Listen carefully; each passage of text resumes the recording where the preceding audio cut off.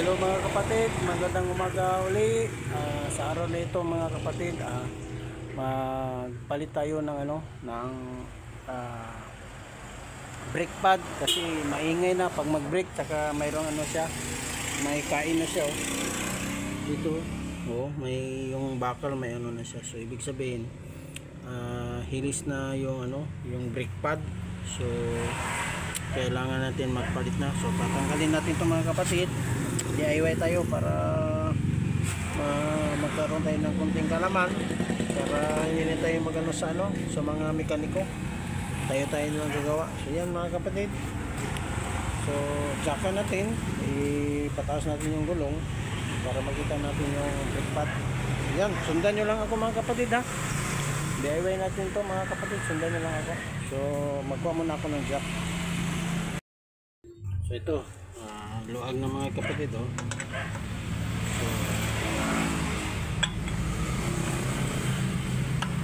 yan. So bago natin iangat yung jack, mas dapat nakaluag na siya, kahit kung bili natin sa luagan daan na jack pataas, hindi nito matuyok ang nut. Yan. So mamaya pag luwag na to, na natin yung jack para angat yung gulong, para makuha natin yung brake pad. So ayan. So abang-abang lang mga kapatid ha, kasi walang maghawak ng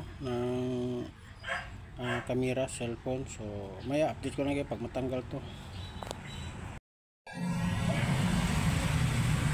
So ayan yan mga kapatid, may sayad.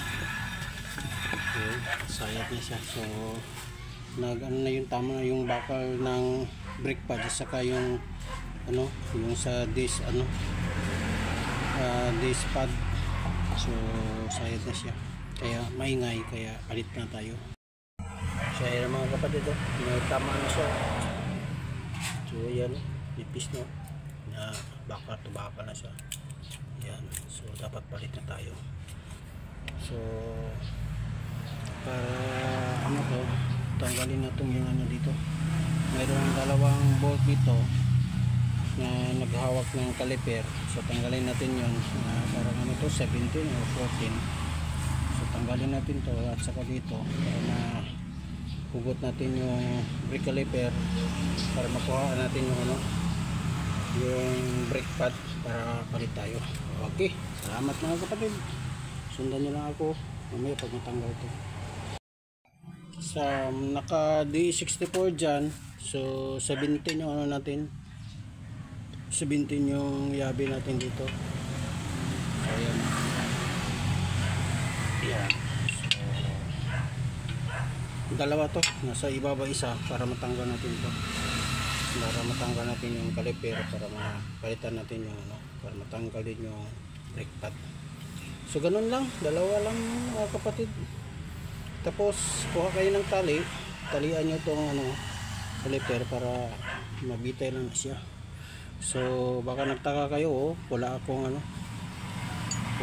stabilizer link dito mga kapatid. Hasta yung swivel tinanggal ko para hindi masyadong ma-maintenance yung natin sasakyan.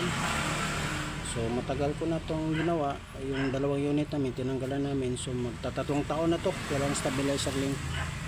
So yan, sundan nyo ako mga kapatid, luwang na to, sa baba na lang, tapos pagkita ko nga matanggal to. So yan, kung lang kayo tali mga kapatid, talihan nyo para bitay namin siya. So ikutin nyo lang matanggal na. So yan, tanggal na ito, bakal na yan. So bitay lang natin. So ito, bakal na yan. Bakal mga kapatid, bakal to bakal. So yan, so palitan natin ito dalawa. Yung nandoon ang isa sa loob. Ito, ang isa okay pa. Mataas pa. Taas pa yung Dalawa na lang yung ano natin, yung palitan, para okay na siya. So yun lang mga kapatid. So bili ako ng ganito, tapos ipasok lang ulit dyan, solve na. So yan, bakal na, yan mga kapatid, bakal na, kaya maingay na siya.